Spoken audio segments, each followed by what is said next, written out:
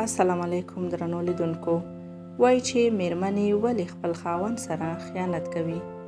نن درته ښکلي معلومات لرم. هیله ده تر پایه راسره پاتې شئ او زما چینل سبسکرایب کړئ. ګډ ژوند د مینې، وفا، باور یو بڼ دی چې ځینې وخت د میرمنې او یا هم خاوند لخوا ویجاړیږي.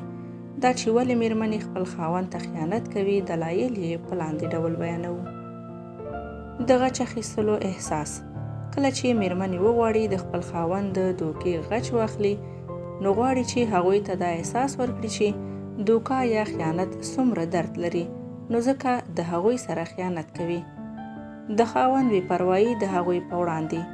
کله چې میرمنې کومه ستونزه ولري، نو کوښښ کوي چې خپل خاوند ته په غیر مستقیم ډول ووایي، خو که چیرې خاوند هغوی ته پاملرنه ونه کړي، نو هغوی خیانت کول د حل لاره بولي. د ناامنۍ احساس او د محبت لږوالی. میرمنې خوښوي چې د هغوی خاوند د هغوی نه ستاینه وکړي او د هغوی سره مینه ولري، خپله مینه په الفاظو کې هغوی ته بیان کړي. خو کله چې خاوند دا کار ونه کړي، نو میرمنې د مینې د احساس د لګېدو سره مخ کېږي او نورو نارینه‌و ته جذب کېږي. پخوانیو اړیکو ته پناه وړل.